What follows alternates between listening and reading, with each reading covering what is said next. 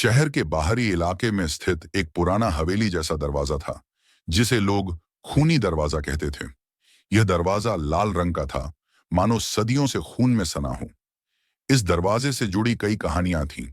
कुछ कहते थे कि यहां एक राजा ने सैकड़ों लोगों की हत्या करवाई थी, तो कुछ मानते थे कि यह दरवाजा किसी श्राप का शिकार था। हालांकि असली सच्चाई किसी को नहीं पता थी।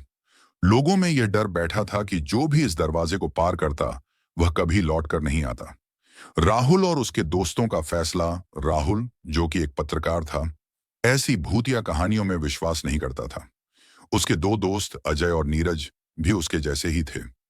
एक दिन जब वे तीनों एक पुराने किले पर डॉक्यूमेंट्री बनाने गए, तो एक स्थानीय आदमी ने उन्हें खूनी दरवाजे के बारे में बताया। कोई भी वहां जाने की हिम्मत नहीं करता साहब। बहुत साल पहले एक पूरी बारात गायब हो गई थी वहां से, बुजुर्ग आदमी ने डरते हुए कहा। राहुल हंसा। अरे दादा, ये सब बस मनगढ़ंत कहानियां हैं। लेकिन उसके दोस्त अजय और नीरज को यह आइडिया रोमांचक लगा।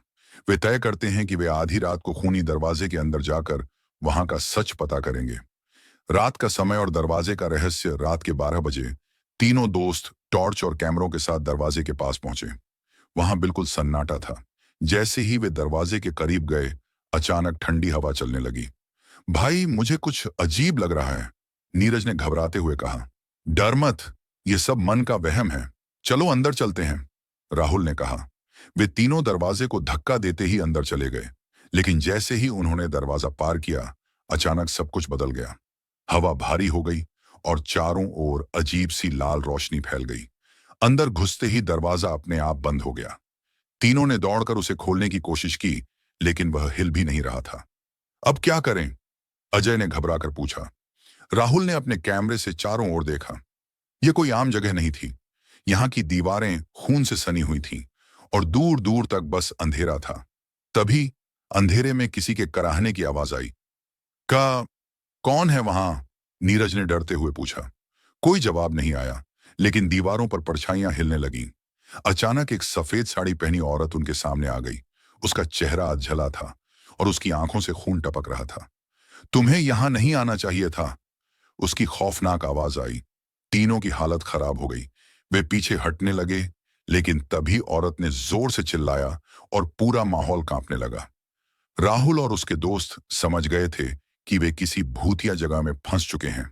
तभी उन्हें एक पुराना ग्रंथ मिला, जिसमें लिखा था कि यह दरवाजा 300 साल पुराना है। कहानी के अनुसार राजा उदय प्रताप सिंह ने एक बार यहां 100 लोगों को जिंदा जला दिया था, क्योंकि उन्हें शक था कि वे दुश्मन के जासूस थे। उन सभी की आत्माएं यहीं भटक रही थीं। राहुल को दिखा अतीत। अचानक राहुल को कुछ दृश्य दिखने लगे। एक विशाल महल, जिसमें राजा सिंहासन पर बैठा था और उसके सैनिक निर्दोष लोगों को मार रहे थे। हमारी आत्माएं मुक्त नहीं हो सकती, एक औरत की आवाज आई। राहुल ने महसूस किया कि अगर उन्हें बचना है तो इन्हें मुक्ति दिलानी होगी। राहुल ने अपने दोस्तों से कहा, हमें इनकी आत्माओं को शांति देनी होगी, तभी हम बच सकते हैं। अजय ने कहा, लेकिन हम ऐसा करेंगे कैसे? राहुल ने ग्रंथ को पढ़ा और समझा कि अगर वे मंदिर की घंटी बजाए और आत्माओं के लिए प्रार्थना करें, तो उन्हें मुक्ति मिल सकती है। वे तीनों मंदिर की ओर भागे, लेकिन तभी राजा की आत्मा उनके सामने आ गई। कोई भी यहां से जिंदा नहीं जाता, उसकी डरावनी आवाज गूंजी। राहुल ने हिम्मत जुटाकर मंदिर की घंटी बजा दी। तेज रोशनी फैली और सारी आत्माएं जोर से चिल्लाने लगीं। अचानक खूनी दरवाजा फिर से खुल गया। राहुल, अजय और नीरज तेजी से बाहर भागे। जैसे ही वे बाहर निकले, दरवाजा फिर से बंद हो गया और हमेशा के लिए गायब हो गया।